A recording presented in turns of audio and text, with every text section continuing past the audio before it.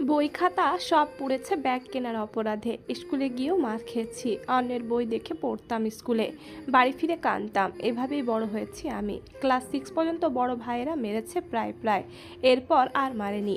গায়ে হাত দেওয়া দৃষ্টিকটু দেখায় তাই। তবে আপার অত্যাচার ছিল ঠিকই। একবার জ্বর শরীরে রান্না পুড়িয়ে ফেলেছিলাম। আপা সেদিন আমায় জুতো দিয়ে গালে পিঠে মেরে ফুলিয়ে দিয়েছিল। তখন আমি ক্লাস 8-এ। মরতে ভীষণ ভয় পেতাম আমি, তাই কিছু করতে পারিনি। 8-এর পরীক্ষার আগে আবার বিয়ে হয়ে যায়। ভেবেছিলাম বেঁচে গেলাম, কিন্তু তা হলো না। বড় ভাই বিয়ে করে 1 মাস পরেই। ভীষণ সুন্দরী ভাবি। আমি ভাবির সঙ্গে মিলেমিশে থাকতে চাইতাম, পারিনি। সে আমায় সহ্যই করতে পারতো না, সব কাজ করাতো। ফুপু কিছু বললে ফুপুর সঙ্গে ঝগড়া হতো। ভাবির বাসি কাপড় পর্যন্ত আমায় দিয়ে ধুইয়েছে। আমাদের বাড়ি ছিল অজপাড়া গায়ে, বড় একটা জমির ভেতর আমাদের বাড়ি। আশেপাশে কেউ নেই। ফুপা চাষ করতো সেসব জমিতে। তখন আইন কানুন এত উন্নত ছিল না, এসব বুঝতামও না। আপনারা হয়তো ভাবছেন আমার বাবা মার কি কিচ্ছু ছিল না? ছিল। একটা বাড়ি, দুটো গরু। বাবা মা মারা যাওয়ার পর সব কাকারা নিয়ে নিয়েছে। গরু দুটো দিয়েছিল আমার ফুপুকে। ফুপা পেলে পুষে বিক্রি করে ঘর বানিয়েছিল। সেই ঘরেতেও জায়গা হয়নি আমার। এরপর আমার ফুপু মারা যায়। অত্যাচার বেড়ে দ্বিগুণ। এক পর্যায়ে টাকার জন্য ছোট ভাই আমায় বিক্রি পর্যন্ত করে দিতে চেয়েছিল। আমি বাধা দিতে চেয়েছিলাম। সে বছর এইচএসসি দিয়েছি আমি। উঠতি বয়স, বিয়ে আসতো, তবে বুড়ো, বউ মরা বেশি। ভাইরা ওসব লোকের সঙ্গে বিয়ে দিতে চাইতো। আমাদের এলাকায় ঘুরতে এসেছিল আকাশ ও তার বন্ধুরা। গ্রাম্য পরিবেশ উপভোগ করতে এসেছিল। আমার সঙ্গে তার পরিচয় তখনই। আকাশের বন্ধুর মামার বাড়ি ওই গ্রামেই। ওরা ওই বাড়িতে উঠেছিল। আমি তখন ওই বাড়ির এক ছোট্ট মেয়েকে প্রাইভেট পড়াই। সেখানে দেখা আকাশের সঙ্গে। আমায় প্রথম দেখেই তার ভালো লাগে। 3 দিন সেখানে ছিল তারা। আমি যখনই পড়াতে যেতাম, আকাশ অন্য ঘর থেকে জানালার ফাঁক দিয়ে আমায় দেখতো, হাসতো। আমারও ভালো লাগতো তাকে। রঙিন বয়স তখন। যাওয়ার দিন আকাশ আমায় প্রপোজ করে। আমিও হ্যাঁ বলে দিই। আকাশ একটা ছোট ফোন গিফট করে গেছিল আমায়। সেই ফোন দিয়েই কথা হতো দুইজনের। একে অপরের প্রতি দুর্বল হয়ে পড়ি খুব। বাড়িতে বড় ভাই সব জানতে পেরে আমায় মারে ভীষণ। বিয়ে ঠিক করে একটা লোকের সঙ্গে। সেই লোকের 2 বউ। আমি আকাশকে জানাই, ও পাগলের মতো হয়ে যায় এ কথা শুনে। বাড়িতে জানায়, তারা মানতে নারাজ। গরিব এতিম গ্রামের মেয়ে, কম শিক্ষিত বউ তারা নেবে না। আকাশ সবার বিরুদ্ধে গিয়ে আমায় পালিয়ে নিয়ে বিয়ে করে সেই দিনই। আমার কল্পনার সুতো ছেড়ে খালার তীব্র ডাকে। জোরে জোরে দরজায় আঘাত করছে সে। উঠে বসে ফোন হাতে নিয়ে দেখি রাত 12টা বাজে। এত রাতে আমায় কেন ডাকছে খালা? তাও এভাবে? বাইরে আসলাম দ্রুত। ভেবেছি কেউ অসুস্থ হয়েছে হয়তো, কিন্তু এসে দেখি খালা দিব্যি দাঁড়িয়ে আছে, হাতে ছোট মাছ নিয়ে। বলল, এত সময় লাগে উঠতে? কখন থেকে ডাকছি। গলা বসে গেল আমার। চলো আমার বাড়ি তাড়াতাড়ি, মাছ কাটতে হবে। তোমার আঙ্কেল অনেক ছোট মাছ এনেছে, সস্তায় পেয়েছে তাই বেশি করে এনেছে, কেটে বেছে দেবে, চলো। আমি চোখ কচলে বললাম, আমি কেন এত রাতে মাছ কাটতে যাব খালা? এটা কি মাছ কাটার সময়? আঙ্কেল এনেছে তো আপনি কাটেন। খাবে তা কাটবে না? এই মাছ কাল রান্না হবে, না কাটলে কাল রান্না বন্ধ। উপোস দিয়ে থাকতে পারবে? দোকানের কাজ নয় নাই করলে, বাড়ির রান্নার কাজগুলো তো করবে। মাছ বাড়িতে খাওয়ার, তোমার সঙ্গে তো আমার এমনি কথা হয়েছিল, এখন এসব কেন বলছো তাহলে? আমি পড়লাম মহা ঝামেলায়। উপায় না পেয়ে বললাম, ঠিক আছে, আপনি তাহলে মাছ আর একটা বটি দিয়ে যান। আমি ঘরের দরজায় কাগজ বিছিয়ে কাটি। আপনার বাড়ি যেতে পারবো না বাচ্চা রেখে। এত রাতে বাচ্চা একা রেখে গেলে ওরা ভয় পাবে, কান্না করবে। ওটি তো হচ্ছে না, আমার বাড়ি গিয়ে কাটতে হবে। এখানে কাটলে যদি রেখে দাও লুকিয়ে, আমায় কি রাক্ষস মনে হয় আপনার? কাঁচা মাছ রেখে খাবো নাকি? রান্নার কিছু আছে আমার? সামান্য মাছ নিয়ে ছোটলোকি করা আমার স্বভাব নয়। খালা মুখ বাঁকিয়ে বলল, তুমি তো বেশ চপা করো তন্নি, সামান্য মাছই তো কাটতে বলেছি। একটা রাত বাচ্চা এখানে রেখে গেলে বাঘ ভাল্লুক খেয়ে নেবে নাকি? আমরা বাচ্চা পালিনি। 2 দিনের বাচ্চা রেখে রাত বিরাতে ধানের কাজ করতাম বাইরে। আমিও প্রতি উত্তরে বললাম, সে যুগ আর এই যুগ এক নয়। তখনকার সঙ্গে এখন মেলাতে আসবেন না দয়া করে। আমি আমার বাচ্চা অনিরাপদে রেখে যেতে পারবো না, ব্যাস। তেমন হলে কাল আমি আলাদা খাবো। খালাকে দেখলাম এবার চিন্তিত হলো। কণ্ঠ নরম করে বলল, ঠিক আছে, তুমি এখানেই মাছ কেটে নাও, আমি দাঁড়িয়ে থাকবো। সামান্য মাছ নিয়ে কারো মনে এত সংশয় থাকতে পারে জানা ছিল না। কি আর করার, কাটতে তো হবেই। চুলে খোপা করে বসে পড়লাম কাটতে। বেশ অনেকগুলো মাছ, খালাও হাত লাগালে তাড়াতাড়ি হতো। আমি কিছু বলার আগেই সে বলল, এত রাতে মাছ কাটলে আমার হাত কেটে পড়ে যাবে। এখন কি আর সেই বয়স, সেই শক্তি, সেই চোখ আছে? তুমি বাবা বয়স কম, চোখ ভালো দেখতে পাও, এই জন্য তোমায় দিয়েছি কাটতে। আমার পেটের মেয়ে হলে তাকেই বলতাম, তোমায় মেয়ে মনে করি তাই আবদার বায়না করি। তুমি বাপু আমার শুধু শুধু ভুল বুঝছো, কথায় কথায় তর্ক করো, রাগ দেখাও। মা হলে এমন করতে পারতে? মনে মনে বলি, আমার মা হলে মেয়ের দুঃখটাও বুঝতো, খাবারে কষ্ট দিত না, খাই বলে অন্যায় আবদার করতো না। মায়ের জায়গা কেউ নিতে পারে না, বলতে পারে সবাই, কিন্তু কাজে পারে না। ঘুমে আমার চোখ ঢুলুমুলু। ছোট ছোট মাছ এত রাতে বাজার দিয়ে আসার সময় কমে পেয়েছে নিশ্চয়, এই জন্য কিনে এনেছে। এই মাছ কাটা এক প্রকার অত্যাচার। কোমর ধরে আসছে আমার, পা ঝিমঝিম করছে, হাতের তিনখানে কেটেও গেছে। টানা 1 ঘন্টা বসে মাছ কেটেছি। মেয়ের কান্না শুনলাম, ঘুম ভেঙে গেছে। তড়িঘড়ি নোংরা উচ্ছিষ্ট অংশ পলিব্যাগে গোছালাম। মাছ কাটা শেষ, এগুলো ফেলে দিতে হবে। এত রাতে ফেলা ঠিক হবে না।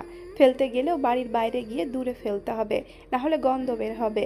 এই মহিলা যা মানুষ, তাতে আমাকেই ফেলতে বলবে। মাছ যে কাটলো না, উচ্ছিষ্ট ফেলে নাকি? এদিকে বাইরে ঘুটঘুটে অন্ধকার, ভয় করে আমার, তাই ভাবলাম সকালে ফেলবো।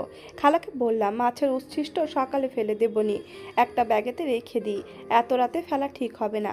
খালা হুড়মুড়িয়ে উঠে দাঁড়ালো, ফোনের লাইট জ্বালিয়ে বলল, পলি খোলো, আমি একবার চেক করে নিই, যদি মাছ কিছু রেখে দাও। প্রচণ্ড বিরক্ত হলাম আমি, ধপ করে পলিটি নিচে রাখলাম। মহিলা একটা কাঠি এনে খুঁটিয়ে খুঁটিয়ে নেড়ে চেড়ে সব দেখতে লাগলো। ইচ্ছে হচ্ছিল এই নোংরাগুলোই ওর মুখে পুড়ে দিই।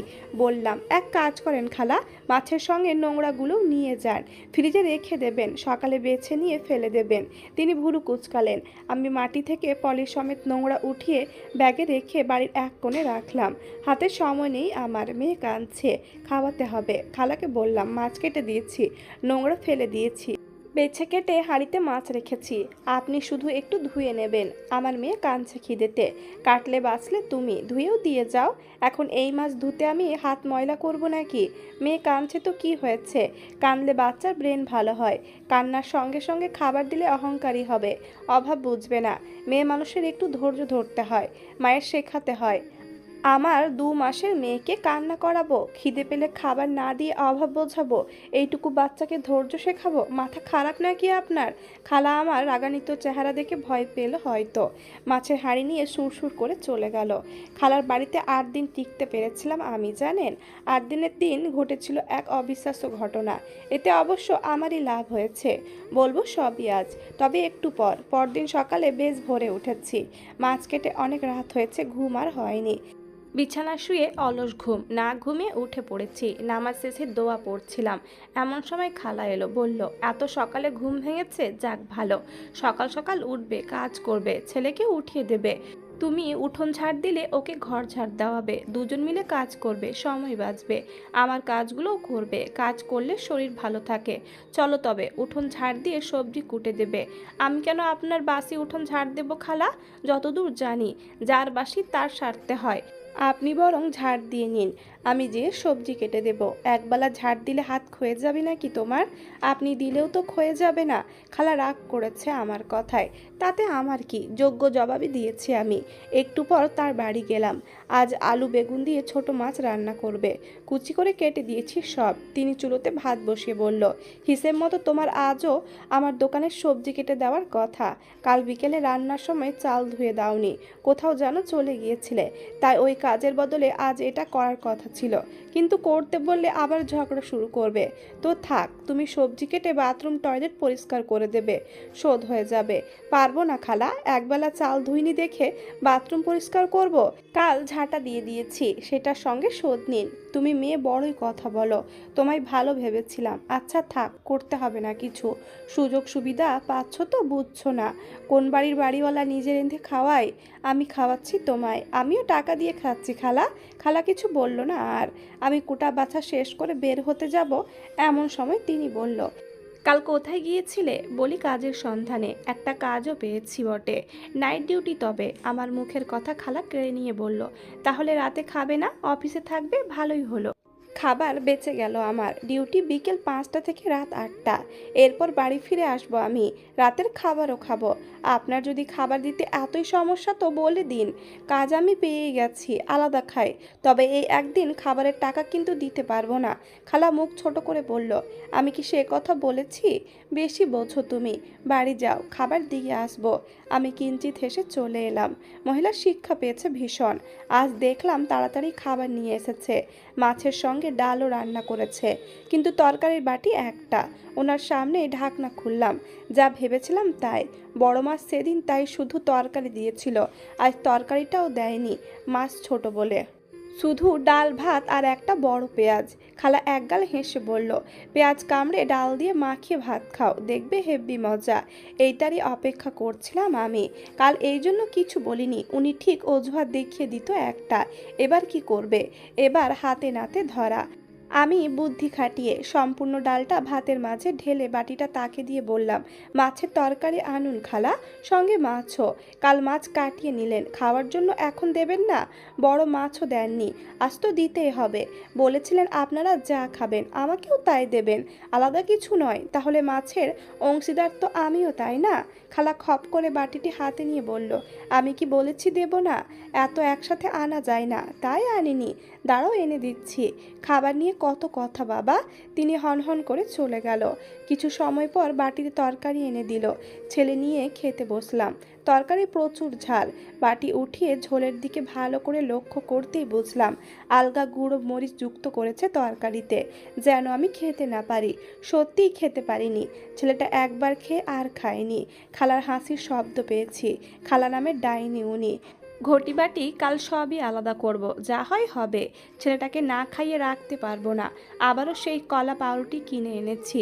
সকাল দুপুরে খাবো তাই বেশি করে এনেছি। খালা ঘরে ঢুকে গল্প করার অজুহাতে দেখিয়ে একটা দুটো করে পাউরুটি নিয়ে খায় আর বলে, যা খাবে আমায় দিয়ে খাবে। আমি বয়স্ক মানুষ, প্রচণ্ড রাগ হলো আমার। এত হ্যাংলা কেন ভাই? সন্ধ্যায় ছেলেকে পড়তে বসিয়েছি। খালা এসে লাইট অফ করে দিয়ে যায়। বলে বাইরে জ্যোৎস্নার আলো আছে, ঘরের দুয়ারে বসে পড়াও, ডাক্তার ইঞ্জিনিয়ার হবে। আমি বলি আমার এত দরকার নেই। সেদিন ঘরে দুটো সিদ্ধ ডিম কিনে এনে রেখেছি, খালা খুঁজে খুঁজে একটা নিয়ে গেছে। বিরক্ত হয়ে বললাম, এভাবে চলতে থাকলে আমার পক্ষে আর থাকা সম্ভব হবে না এই বাড়িতে। কি শুরু করেছেন আপনি? পাগল পেয়েছেন আমায়? মুরগি রান্না করে আলুর ঝোল দিয়ে ভাত দেন, মাংস চাইলে মরিচ মিশিয়ে দেন। ভাতের পরিমাণ এত কম যে ছেলেরই খাওয়া হয় না এখন। সকালে পান্তাও দিচ্ছেন, নিজেরা ঠিকই গরম ভাত খাচ্ছেন। ছেলে নিয়ে পান্তা খাওয়া যায়? আমার বেলা যত অভাব আপনার, তাই না? আমার মাপের খাবার দেওয়ার কথা। দেন পাখির খাবার। বাতি জ্বালাতে দেবেন না ঘরে, বিল ঠিকই নেবেন। ঘরে কিছু রাখলে নিয়ে যান। কোথায় কি রেখেছি সারাদিন ঘুটে বেড়ান। 800 টাকা ধার নিয়েছেন, দেওয়ার নাম নেই।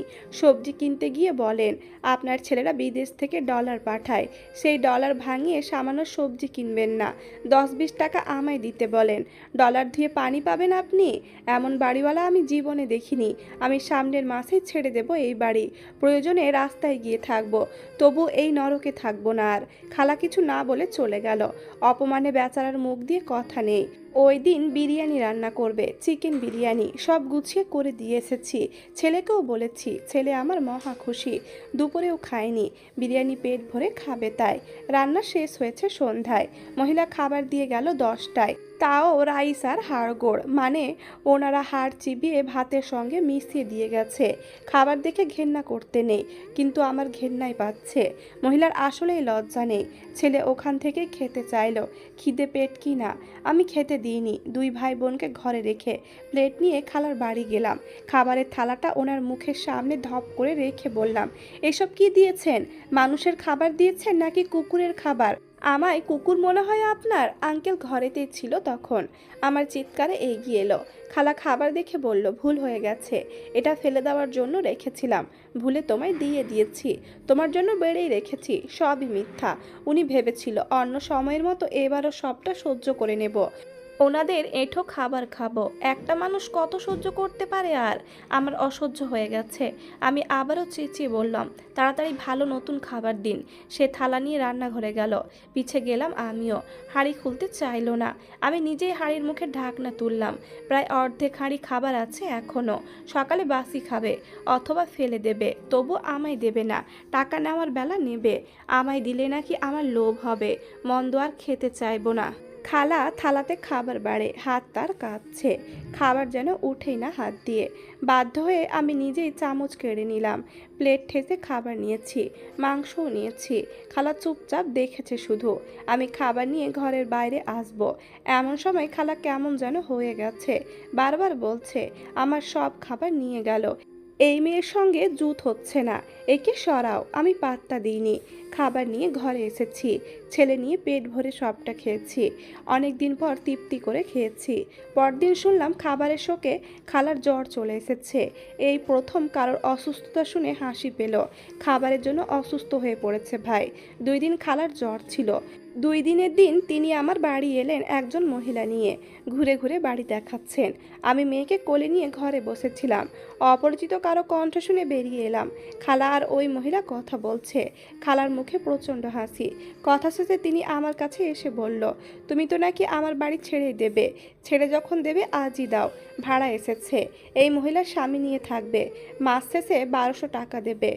তোমার চেয়ে 500 বেশি। জিনিসপত্র গুছিয়ে বের হও। বিশ্বাস করুন, আমি ঠিক এটাই চাচ্ছিলাম। মেয়েকে ছেলের কোলে দিয়ে বাইরে এলাম। চেঁচিয়ে চেঁচিয়ে বলতে লাগলাম, আপনি কিভাবে আমায় বের করে দিতে পারেন? 1 মাসের ভাড়া অগ্রিম নিয়েছেন, কারেন্ট বিল দিয়েছি, ভাঙা ঘর ছেড়ে নতুন করেছি, আর এখন বেশি টাকায় অন্যজনের কাছে ভাড়া দিচ্ছেন? খালা আমায় আস্তে কথা বলতে বলে। আমি চিৎকার করে দ্বিগুণ। পাড়ার কিছু মহিলা যাচ্ছিল ওপর দিয়ে। আমার চিৎকার শুনে বাড়িতে ঢোকে। আমি তাদের সামনে গিয়ে বলি, দেখুন না, উনি আমার প্রতি অবিচার করছে। আমার কেউ নেই, ছেলে মেয়ে নিয়ে বিপদে পড়ে ওনার বাড়িতে থাকতে এসেছি। ভাঙা ঘর ছিল, নিজের টাকায় সারিয়েছি, টিন কিনে বেড়া দিয়েছি, দরজা সেরেছি, টয়লেট টিউবওয়েল বেড়া দিয়েছি, পরিষ্কার করেছি, ঘরে মাটি এনে ঠিক করেছি। সব যখন ঠিক করেছি, বেশি টাকার ভাড়া এসেছে। উনি আমায় বের করে দিচ্ছে। অগ্রিম ভাড়া নিয়েছে আমার থেকে, কারেন্ট বিল নিয়েছে, লাইটের টাকা নিয়েছে, আমার থেকে 800 টাকা ধার নিয়েছে, 10-20 টাকা করে 60 টাকা নিয়েছে। এবার আমার সব ফেরত না দিয়ে বাড়ি থেকে তাড়িয়ে দিচ্ছে। মহিলাগুলো একজোট হয়ে বলল, ওর সব টাকা ফেরত দাও দ্রুত, ভাড়া দিয়ে নির্যাতন হচ্ছে নাকি? খালাও চেঁচিয়ে উঠে বলল, আমি কোনো টাকা দিতে পারবো না। ভাড়া অগ্রিম যেমন দিয়েছে থেকে হচ্ছে 8 দিন। ও নিজেই বলেছে 1 মাস পর চলে যাবে। সেই যাওয়া এখনই যাক, আমি ওনাকে বেশি টাকায় ভাড়া দেব। আমার বাড়ি আমি যাকে ইচ্ছে দিতে পারি। এক প্রতিবেশী বয়স্ক মহিলা এগিয়ে এসে বললেন, বাড়ি তোমার ঠিক আছে, কিন্তু এলাকাটা আমাদের সবার। তোমার জন্য এলাকার মান সম্মান নষ্ট করব নাকি? মাসের ভাড়া অগ্রিম নিয়েছ, আবার মাস না হতে তাড়িয়ে দাও কোন সাহসে? মেয়েটা দুঃখী, কষ্টের টাকায় ঘর সারিয়েছে, থাকতে যখন দেবে না, ওর সব টাকা ফেরত দাও। তোমার আরও উচিত ওকে অগ্রিম দিয়ে বের করা। আমি সারাতে বললেই ও সারাবে নাকি? ঘরে আগুন দিতে বললে দেবে? আমি ওকে আশ্রয় দিয়েছি, এখন আমার সঙ্গেই চালাকি হচ্ছে নাকি? খাবার দিয়ে কালসা পুষেছিলাম আমি, খাবার কি ফ্রিতে দিতেন আমায়? কাজ করিয়ে তারপর 2 বেলা খাবার দিতেন। মাস শেষে টাকা তো নেবেনই। খাবারে যে অকাজ করেছেন তাতে কোনো মানুষ এখানে থাকতে পারবে না। বড় মাছ মুরগি রান্না করেও কখনো এক টুকরো দেননি নিজের ইচ্ছায়। চাইতে গেলে মরিচ মিশিয়ে দিতেন। ছোট বাচ্চাকেও কম কষ্ট দেননি। ছেলে আমার পাউরুটি খেয়ে খেয়ে দিন পার করেছে, একবেলা খাবার দিয়ে গাধার খাটুনি খাটিয়েছেন। মুখ খোলাবেন না আমার, লোককে আপনায় চিৎকার করবে। আমার সব টাকাগুলো যদি আমায় না দেন, আমি সব খুলে নিয়ে যাব। টিনের বেড়া, টয়লেটের বেড়া বা সব খুলে নিয়ে প্রয়োজনে 3 ভাগের 1 ভাগ দামে বিক্রি করে দেব, তবুও ছেড়ে যাব না কিছু। এটাই আপনার শাস্তি। একজন মহিলা পেছন থেকে বলল, কমে বেচতে হবে না, টিনের বেড়াটা আমায় দিও, নতুন আছে একদম, কেটে সাইজ করাও আছে। আমি আসল দামে কিনে নেব। বাজারে কিনতে গেলে পরিশ্রমের সঙ্গে কত টাকা গাড়ি ভাড়া লাগতো, তুমি আমাকেই দিও।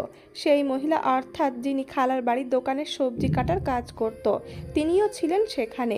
তিনি এসে বললেন, তন্নি ঠিক কথা বলছে, ওর সঙ্গে আমার কথা হয়েছে। মেয়েটা বড্ড ভালো, উনিই শয়তান। মেয়েটার বাবা মা নেই, এতিম, স্বামী ডিভোর্স দিয়েছে। ওনার উচিত ছিল মেয়েটার পাশে দাঁড়ানো। তিনি তা না করে আরও নিয়েছে ওর থেকে। আমার কাছে তন্নির নামে মিথ্যা বলেছে। দোকানের সব সবজি যা আমরা দুজন মিলে কাটতাম, তা ওই মেয়েকে দিয়ে একা কাটিয়ে নিয়েছে, তাও বিনা পারিশ্রমিকে। উনি চেয়েছিল তন্নিকে কাজের লোক বানিয়ে খাটাবে, বদলে দুটো ভাত দেবে, মাস শেষে আবার টাকাও নেবে। মানে ওর স্বার্থ পূরণ করাবে অসহায় মেয়েটাকে দিয়ে। এই জন্য আমায় কাজ থেকেও ছাড়িয়ে দিয়েছিল। আমি বলি হ্যাঁ, শুধু তাই নয়, আমায় বলেছে রান্নার কাজে সাহায্য করতে, কিন্তু উনি আমায় ওনার বাড়ির কাজ পর্যন্ত করিয়ে নিয়েছে।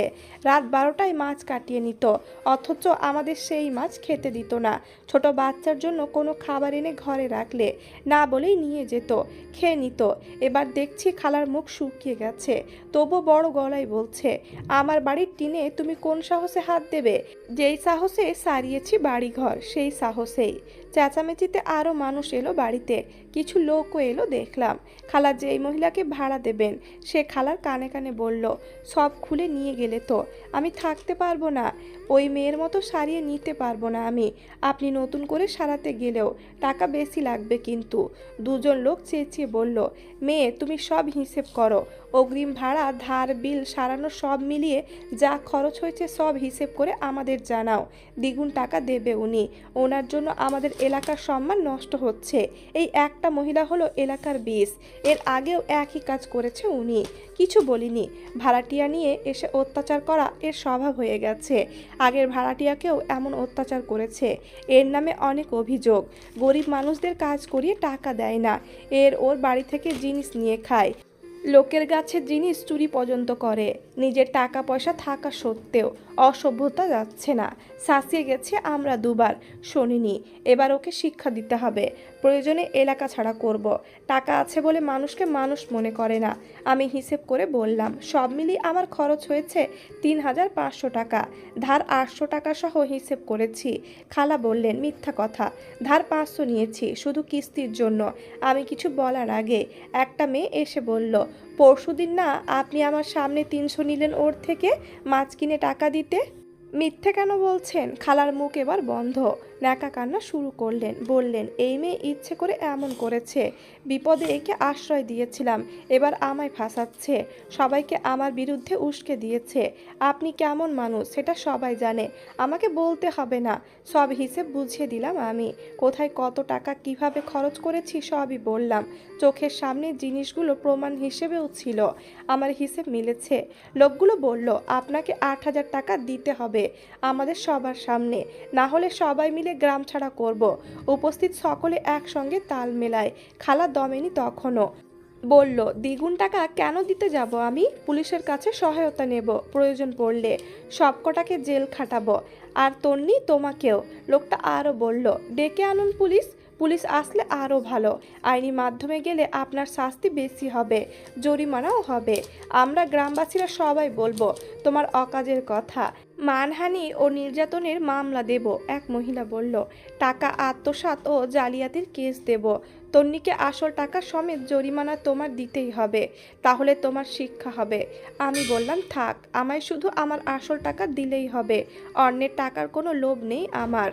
সেই লোকটি আমায় ধমক দিয়ে চুপ করতে বলল। এতক্ষণে বুঝলাম এই লোকগুলো আসলে টাকা খেতে এসেছে, ঝামেলার মাঝখানে টাকা হাতিয়ে নেবে। এতে আমার দোষ নেই। খালা যদি ভালোই ভালোই আমার টাকাটা দিয়ে দিত এমন হতো না। নিজের দোষে এবার শাস্তি পাবে তিনি। বেশি বেড়েছিল, এবার বুঝবে। অপমানের অপমানও হলো, টাকাও জরিমানা গেল। একটা শাস্তির খুব দরকার ছিল এর, যাতে অন্য কারোর সঙ্গে এমন আর না করতে পারে।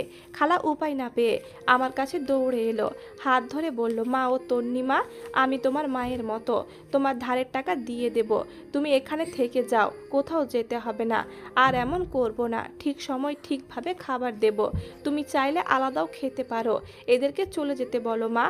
আমি তার হাত ঝাংটা দিয়ে ছাড়িয়ে দিয়ে বললাম, ন্যাড়া বেলতলায় একবারই যাই খালা, আপনি কম অত্যাচার করেননি আমার ওপর, আমার ছোট ছেলের ওপরও অন্যায় করেছেন, ঘেনা হয়ে গেছে আপনার ওপর।